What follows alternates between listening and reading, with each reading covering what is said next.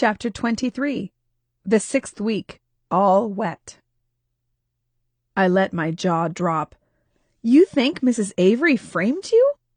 Jennifer nodded, pressing her thin lips together. She's had it out for me, no doubt about it. She hated that I was seeing Brad. She didn't know you were seeing Brad. What do you mean? She saw us together one time at the country club. When Brad went to use the restroom, she warned me to stay away from him or else. I shrugged. She told me she didn't know who he was seeing. Maybe she thought it was a one-time thing at the club. Jennifer sighed, looking defeated. Maybe, but she's evil. What do you mean? Well, look at that penny thing. Jennifer must have noticed the confused look on my face because she clarified. Brad and Svetti's daughter? Svetti was convinced that someone Penny knew lured her into the water that day. Okay, I thought I'd heard everything, but now I knew I'd heard it all. You think Mrs. Avery lured her own granddaughter to her death? Laurie gave a little kick in the stroller for attention. I rocked the stroller forward and back to soothe her. Jennifer flipped her hair. It sounds bad, I know. No offense, but it sounds preposterous. Maybe you've been smoking a little too much of that hippie hay. Jennifer shook her head. I don't really smoke all that much. Does Rich? Her eyes narrowed. I wouldn't know. Don't you run drugs out of heavenly hate for him? Jennifer's face registered shock. How did you know that? Well, I am a PI. I felt momentarily proud of myself. Maybe I could really do this. Does Mrs. Avery know about the drugs? Who do you think pulls all the strings? Jennifer asked. I tried to ignore the sharp pain that burned behind my temples. Mrs. Avery did have an awful lot of money. Could it have come from drug dealing? I pressed my temples with my fingers. What about Svetlana? I asked. Was she involved? She knew what was going on, but kind of turned a blind eye. I think she was really depressed after Penny. She tuned out a lot of things. Did she know about your affair with Brad? No, God, no.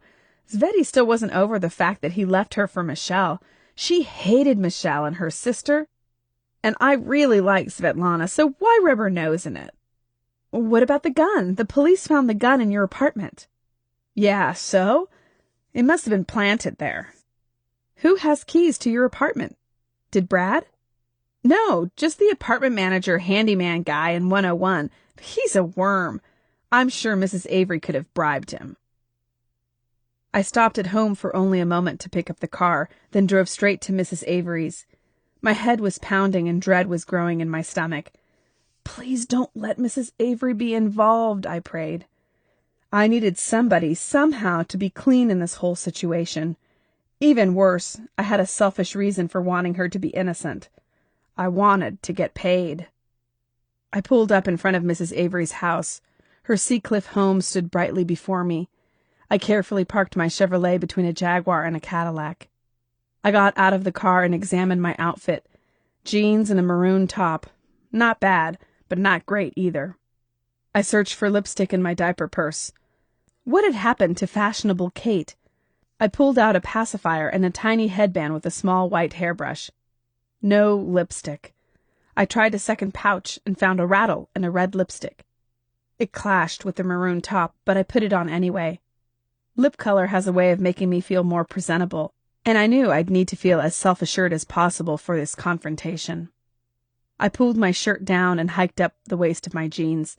Hey, they were fitting a little better. I plucked Laurie's car seat from the Chevy and walked up Mrs. Avery's driveway. I was out of breath when I arrived. The fatigue of not sleeping well and the case were getting to me. Huffing and puffing, I climbed the few stairs to her house. Mrs. Avery's maid, Marta, greeted Laurie and me at the door. She ushered us into the sitting room and directed me to a tan chaise lounge with delicate purple and green flowers on it. After a few minutes, Marta re-entered carrying a silver tea service, which she placed on the coffee table in front of me. Mrs. Avery emerged dressed in a red power suit. Kate! Oh, and little Laurie, how are you, dear? I pulled the ledgers out from my bag and showed it to her. I found these at Michelle's house. Mrs. Avery crossed to a side table and retrieved a pair of reading glasses from the top drawer. She studied the reports a minute, her eyes darting back and forth across the pages. Rich was hired to look over the affairs of the restaurant and the store. Are you saying he's cheating me, Kate? I looked at her surprised. What if Mrs. Avery was ignorant of the whole drug operation? Well, what do you make of these? She asked. I hesitated. Why not go for it, I thought. I thought maybe you were involved in an illegal activity, Mrs. Avery. Illegal activity? Like what? Like drug dealing, I said, feeling foolish. This woman was in her 70s. What was I accusing her of? Well, hey, hadn't George said they were looking into going legit with medical marijuana? Maybe Mrs. Avery was involved in that campaign. I imagined her setting up shop at the country club, dealing pot to seniors.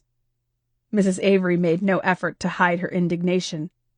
Do you know what you are saying, Mrs. Connelly? I have no such involvement, she said firmly, and neither did my son. Mrs. Avery, I happen to know for a fact that there's a drug operation functioning under the auspices of the restaurant. You can't deny it. Mrs. Avery's blue eyes locked on mine. They seemed cold in a way I hadn't noticed before. I won't have this kind of talk in my house. All right, I'll leave, I said, gathering up my things. Have you gone to the police? She asked. Not yet, I said. Why not? She challenged. I wanted to talk to you first. Her lips puckered. Thank you for that. I didn't have any knowledge of this drug business, Kate. In fact, if what you say is true, I'm shutting the business down myself. I won't have it. I'm not that type of person. I would have thought you would have known better by now. She got up from the couch, nearly knocking over the tea service. I don't deal in drugs. My family doesn't deal in drugs. Her anger was building. Her voice cracked as she tried to restrain herself, and she nearly spat out. My family is very respected in the San Francisco community and the nation at large. That may be, I acknowledged. I may be totally wrong. All I know is that drugs have been going out of Il Paraiso and Heavenly Hate, and somebody you appointed is in charge. Mrs. Avery froze. She turned on her heel and grabbed the phone from the den. Well, we're going to call Rich right now and straighten this out. I won't have you thinking that I'm some sort of common criminal, banding about accusations and slandering my family name. She dialed a number into the cordless phone and spoke quietly into it. Rich assured me he's on his way, she said. I sat defeated and put my head into my hands. How long will it take him to get here? Mrs. Avery pulled her glasses off her face, then served herself and me tea from the beautiful silver service that Marta had brought in. He should be here shortly. 15 minutes at the most. I remembered the glasses found at Michelle's house. Mrs. Avery, how long have you worn reading glasses? I asked. 30 years now, dear. Why, are you starting to push things further out to read them? God, did I look that old? I had to get some sleep. I smiled tightly. No, not yet. After about 10 minutes of waiting, Rich's car finally screeched onto Mrs. Avery's driveway. A moment later, Marta entered and announced Rich's arrival. He came into the room and immediately approached Mrs. Avery, kissing her cheeks. He acknowledged me with a nod and a curt hello. Mrs. Avery gestured toward the sofa. Sit, Rich. Thank you for seeing us on such short notice. Rich smiled. What can I do for you, ladies?